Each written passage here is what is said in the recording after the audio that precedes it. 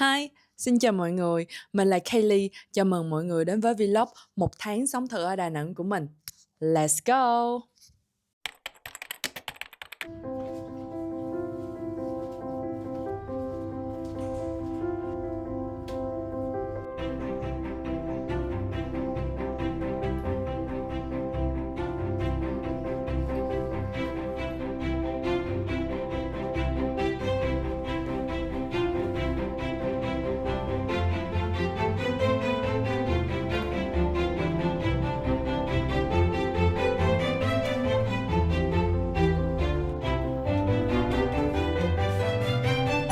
Hôm nay mình sẽ dẫn mọi người đi ăn bánh canh cua Huế ở Đà Nẵng.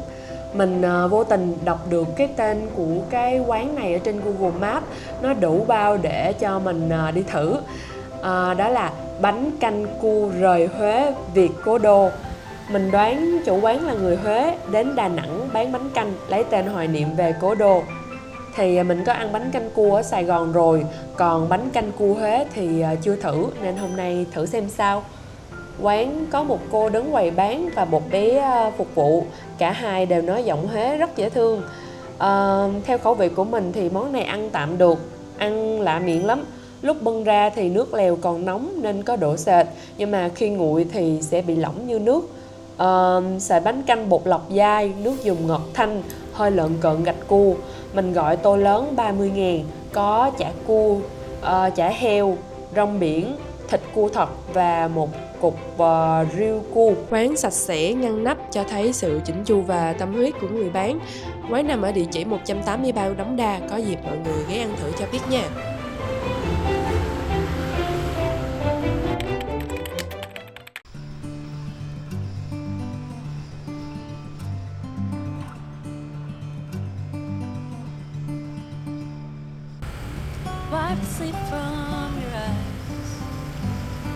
Ăn sáng no nê thì mình đi cà phê. Mình tính đi cà phê nhà cổ Trần Quốc Toản, nhưng do chạy ngang thấy quán đông quá nên mình cũng ngại ghé vào. Mình nhớ tới tiệm này, có lần mình đi ngang thấy ấn tượng với cái bảng hiệu vẽ tay vintage. Và quán có một cái tên rất là hay, là Đà Fin. Vừa mang văn hóa cà phê Việt Nam mà còn mang dấu ấn địa phương của xứ Đà nữa. Buổi sáng thì mình sẽ thích đi cà phê vỉa hè để vừa đọc sách vừa ngắm đường phố qua lại.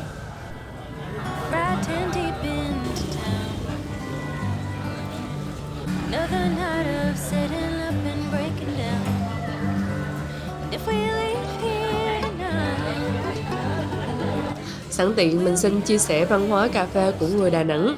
Cà phê sẽ được chia thành hai loại, cà phê đen, cà phê sữa, hoặc là cà phê đen Sài Gòn, cà phê sữa Sài Gòn.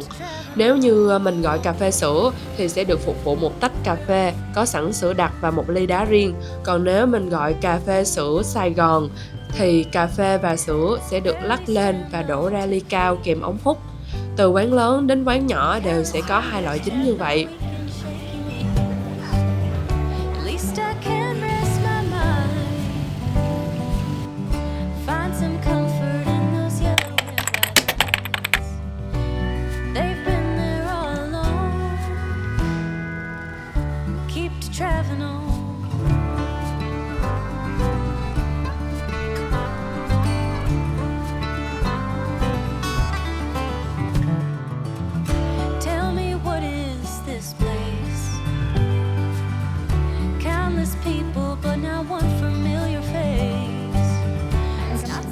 Hôm nay mình đi bảo tàng Đà Nẵng để tìm hiểu về lịch sử của thành phố. Làm sao bạn dám nói yêu một ai đó khi chưa thực sự hiểu hết về họ chứ, đúng không? Mình yêu Đà Nẵng, ngưỡng mộ thành phố này vì sự phát triển và hiện đại, nhưng lại không hề biết thành phố đã trải qua những gì để có được ngày hôm nay. Chắc chắn đó là một hành trình dài của sự nỗ lực và đổi mới.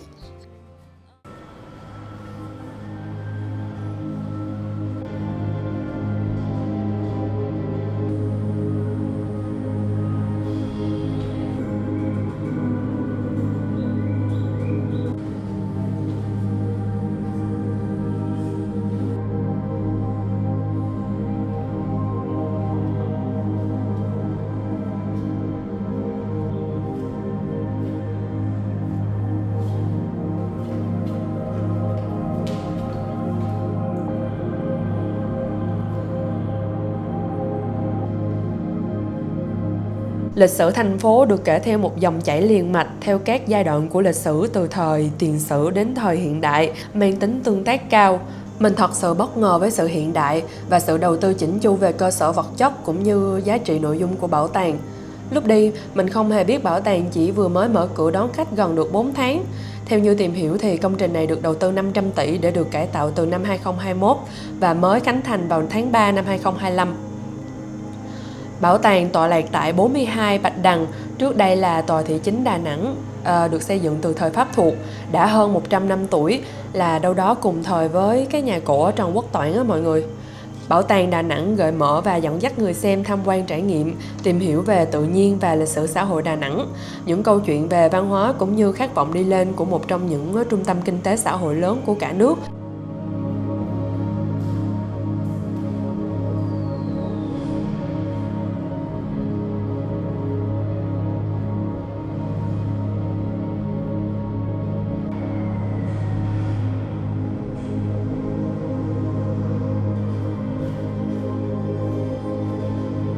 Suốt 3 tiếng tham quan mình không hề cảm thấy chán vì cách tiếp cận sinh động thông qua video, hình ảnh, âm thanh, mô hình, hiện vật hay các câu chuyện, phim tài liệu được chiếu trong các phòng chiếu. Mình ngạc nhiên vì thấy một bảo tàng được đầu tư chỉnh chu về nội dung, âm thanh, hình ảnh và hiệu ứng, và có thể được xem là hiện đại nhất mà mình từng được đi. Lại không được đông khách cho lắm, bởi vì có những cái đoạn mà có những căn phòng mà mình đi xem thì hầu như chỉ có một mình.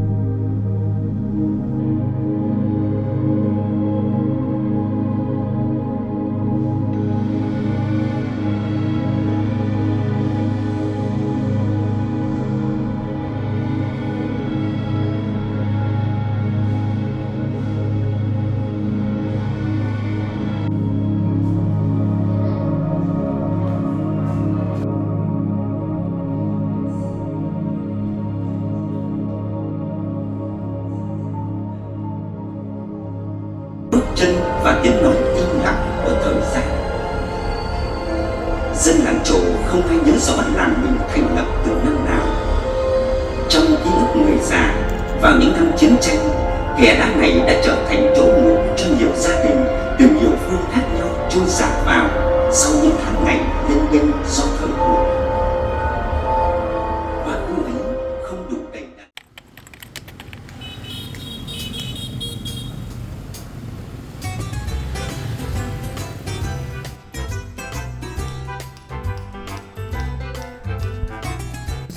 Mình tham quan bảo tàng vào khoảng 12 giờ trưa.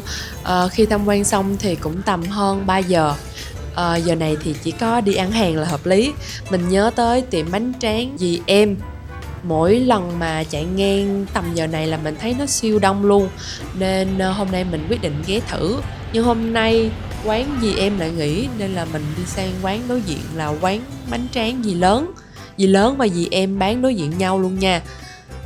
Hình như cái món bánh tráng này là món ăn vặt địa phương ở Đà Nẵng thì phải, tại vì không chỉ có hai cái chỗ này bán mà mình còn thấy rất là nhiều nơi khác bán. Và mình là một đứa kiểu du ăn hàng á, nên là mình không thể bỏ lỡ cái dịp mà thử cái món ăn hàng đặc trưng của Đà Nẵng được.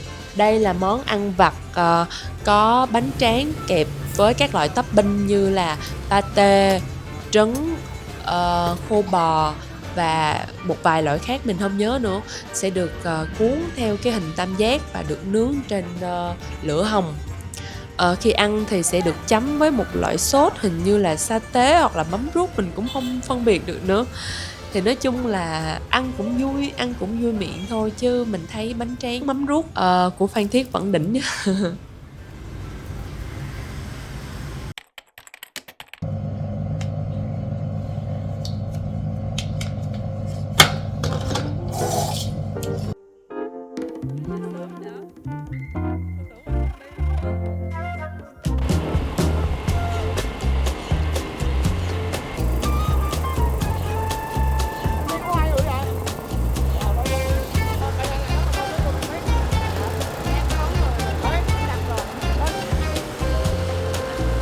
Chuyện là mình lên Sơn Trà, thấy mọi người nhảy dù thích quá nên tính đi nhảy dù trong tuần này. Đang định tìm hiểu thì anh Tân và Nguyên gửi mình thông tin về tai nạn rớt dù vừa mới xảy ra ở Sơn Trà, và hoạt động nhảy dù đã bị tạm ngưng. Ý là sao mà tình cờ quá ha. Mình nghĩ vũ trụ sắp đặt không cho mình đi rồi, nên mình quyết định đi chèo sấp.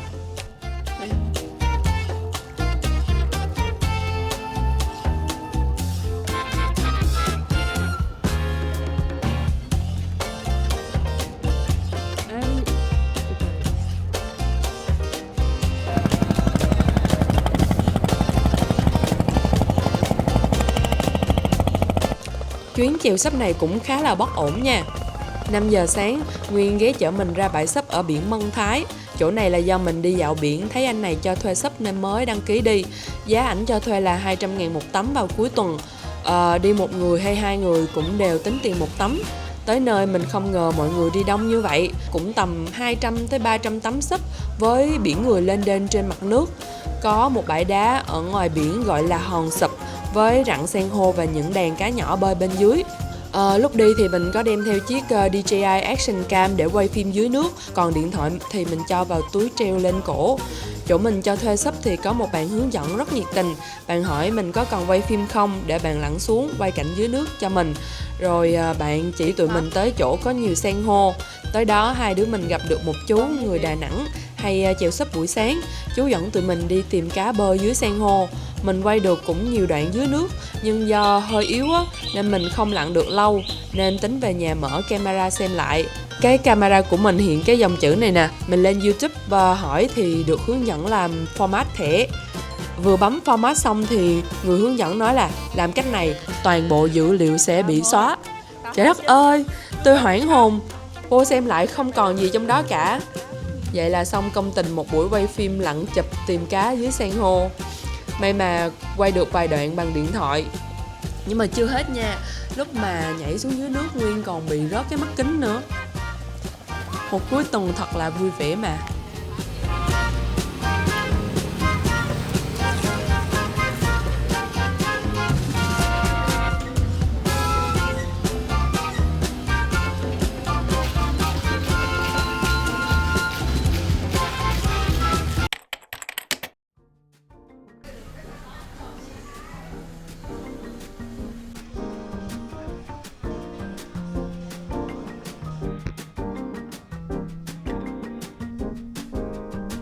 Thường vào buổi trưa mình sẽ ưu tiên tìm những quán cà phê có máy lạnh và không gian cây xanh mát mẻ để ngồi làm việc và edit video.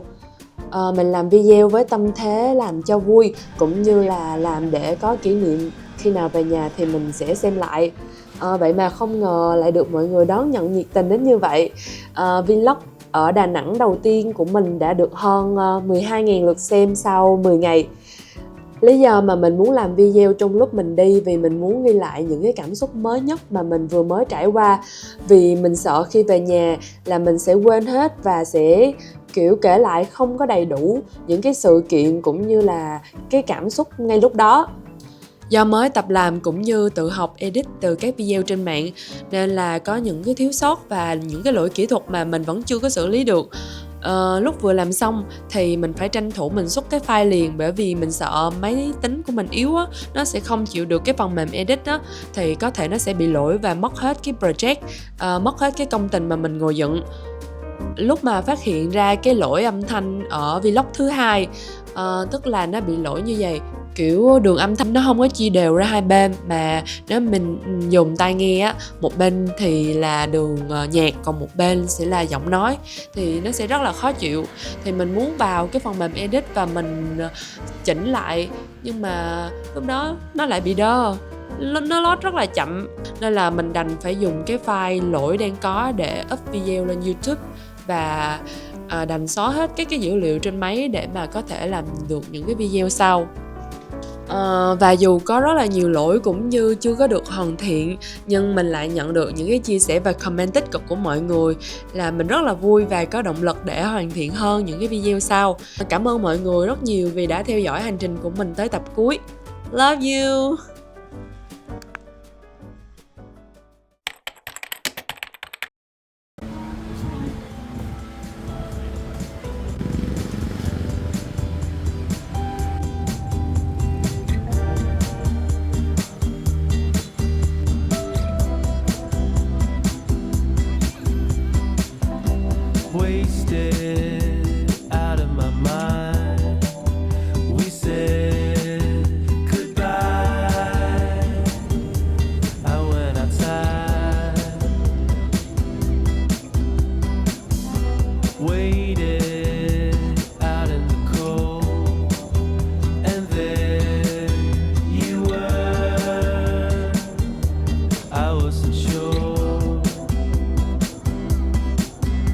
vào tuần thứ 4 của hành trình 1 tháng sống ở Đà Nẵng thì thật sự là sự cô đơn vẫn chưa tìm tới mình mọi người ạ.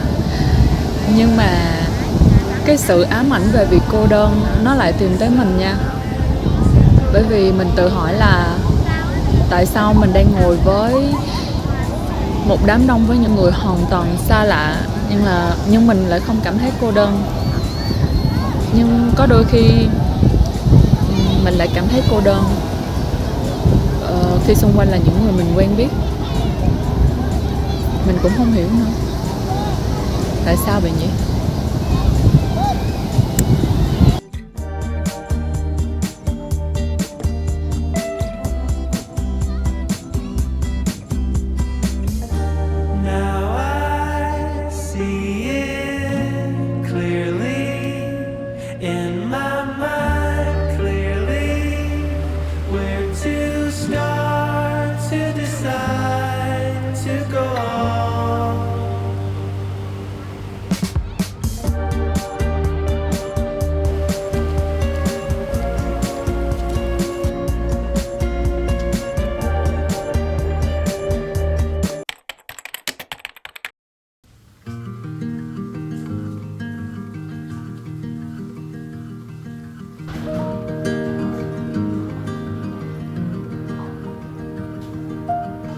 I left the hall light on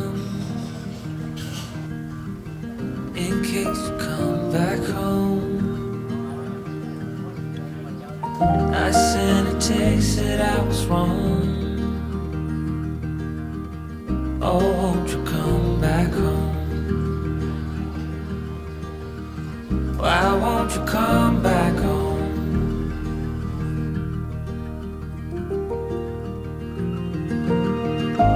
I've been sleeping with the light on dim.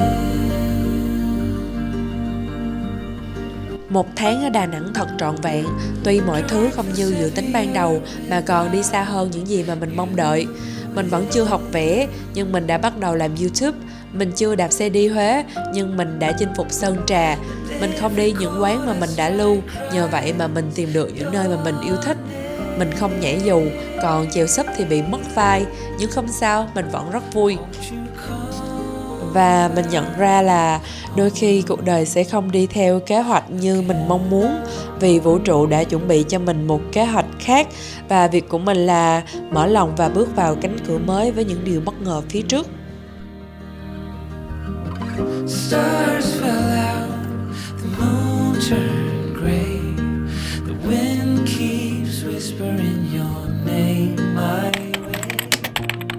I counted the hours, I folded the time, but nothing brings you back to mine.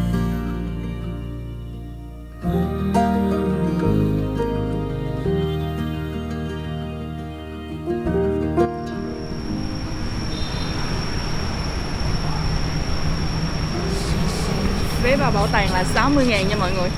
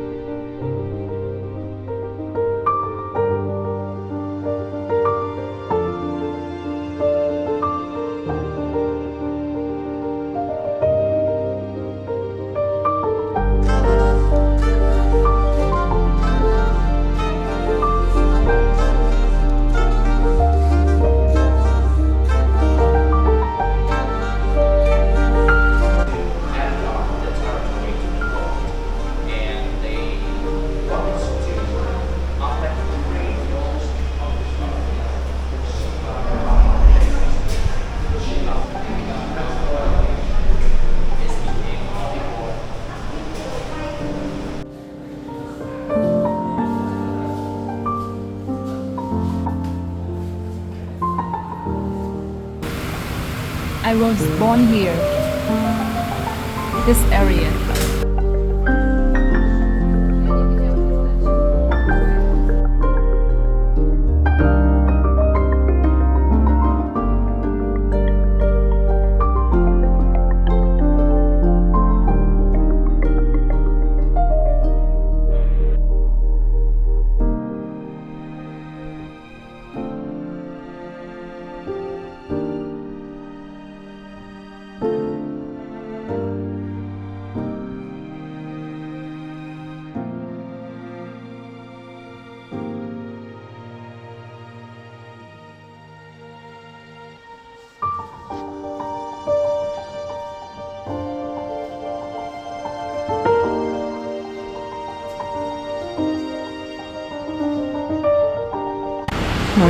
cái cột đá này nha.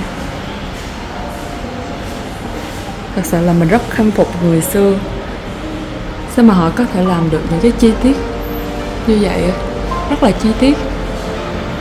Làm một cái cột này hẳn là rất là kỳ công luôn mọi người. Và nó vẫn còn rất là nguyên vẹn nha. Mình không biết thời nay còn ai có thể đủ kiên nhẫn để mà điêu khắc một cái cột đá như vậy nữa được không? Quá đẹp.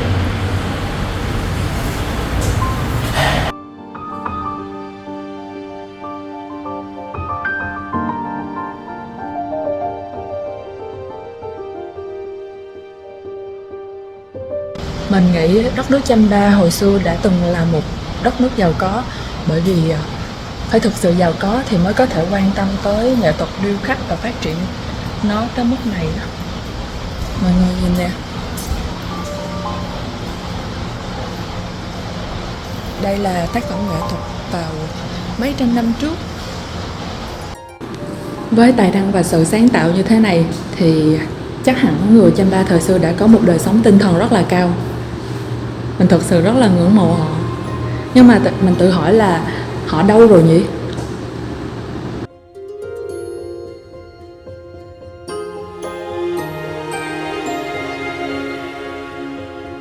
Đa số người Chăm đang sinh sống và làm việc ở Bình Thuận và Ninh Thuận.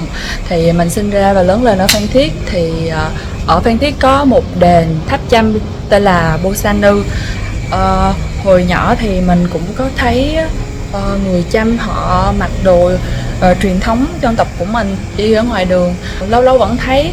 Nhưng mà hiện tại bây giờ thì rất là ít thấy nha. Không biết là bây giờ mọi người đi đâu rồi, và hay là chắc là mọi người tập trung vào một chỗ và kiểu lâu lâu có lễ hội gì thì mọi người mới mặc kiểu như vậy. Lúc trước mình đi Campuchia thì mình có thấy một vài người Campuchia họ mặc đồ giống như vậy nè mọi người. Trời ơi, mình á, ủa bên đây cũng có người đồng bào Chăm hả ta? Là họ mặc đồ y chang vậy luôn, vẫn còn mặc luôn nha, ở ngoài đường luôn, chứ không phải là lễ hội hay này kia họ này kia nọ họ mới mặc. Bảo tàng đa số là khách nước ngoài và rất ít người Việt. Nếu mà có thì chủ yếu là các cô chú lớn tuổi. Thì mình nghĩ là bảo tàng nên miễn phí vé cho người Việt Nam, mà đặc biệt là đồng bào Chăm, để mọi người có thể thoải mái tham quan lịch sử và văn hóa của đất nước mình.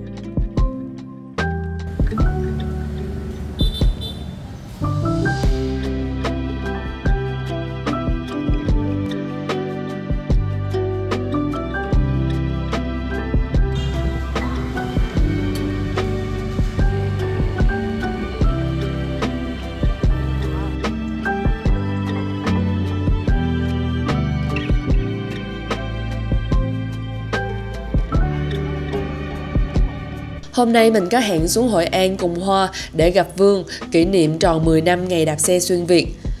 Cách đây 10 năm thì mình gặp Vương trong chuyến du lịch một mình ở Hội An trước khi đi xuyên Việt. Lúc đó Vương đang làm dán hình xăm giả cho chị Hàn Quốc mà mình mới quen. Tụi mình có kết bạn Facebook. Sau đó thì Vương thấy mình đăng ký đạp xe xuyên Việt, vậy là cũng đăng ký đi cho vui luôn. Còn Hoa là người Đà Nẵng, hay xuống Phan Thiết chơi, là bạn đi chung chuyến Bali năm ngoái với mình. Nhân dịp đang ở Đà Nẵng vào đúng dịp tròn 10 năm xuyên Việt thì tụi mình gặp nhau. Và thật tình cờ mọi người ơi, khi mình và chị Hoa đang trên đường về Đà Nẵng thì lại bắt gặp một đoàn đạp xe xuyên Việt. Trời ơi, mình không hiểu là tại sao nó lại trùng hợp tới như vậy. Bởi vì hôm nay mình xuống Hội An để gặp mặt mọi người trong cái hội đạp xe xuyên Việt năm 2015, nhưng lại bắt gặp một cái hội đạp xe xuyên Việt năm 2025. Và một điều trùng hợp nữa là cách đây 10 năm khi cái hội của mình đang đi trên Đà Nẵng thì lại cũng gặp một cái hội đạp xe xuyên Việt khác ngay tại Đà Nẵng luôn. Tôi không hiểu luôn á, tại sao cuộc đời nó có nhiều cái sự trùng hợp tới như vậy luôn á.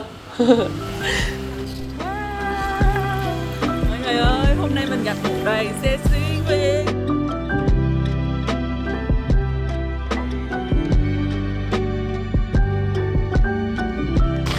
Vui quá. Hồi cách đây 10 năm trước tụi mình cũng đi xuyên Việt, và bây giờ tụi mình gặp nhau và gặp một đoàn xuyên Việt ngay cũng tại Quảng Nam luôn. Yeah!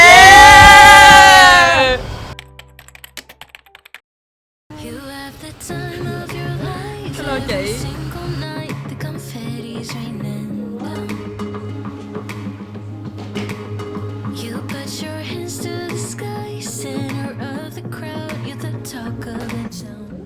Hôm nay hội đạp xe huynh đệ đi ăn đám cưới của con chú Hải, thành viên trong hội. Không ngờ mình cũng được mời, mà được mời với tư cách là bạn của ba chú rể nha. Trong khi mình cỡ tuổi cô dâu chú rể à. Mình rất quý các chú nên tranh thủ đi Hội An xong là mình tới tiệm gội đầu và make up, là mình chạy thẳng tới đám cưới để chung vui với mọi người.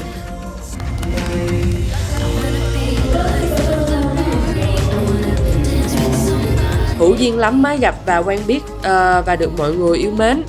Thì con xin gửi lời cảm ơn tới các anh, các chú đã chào đón con bé từ Phan Thiết mà mọi người vô tình gặp trên Sơn Trà. Nhờ các chú mà Đà Nẵng cảm giác như là nhà chứ không chỉ là một thành phố. Cảm ơn mọi người rất nhiều ạ.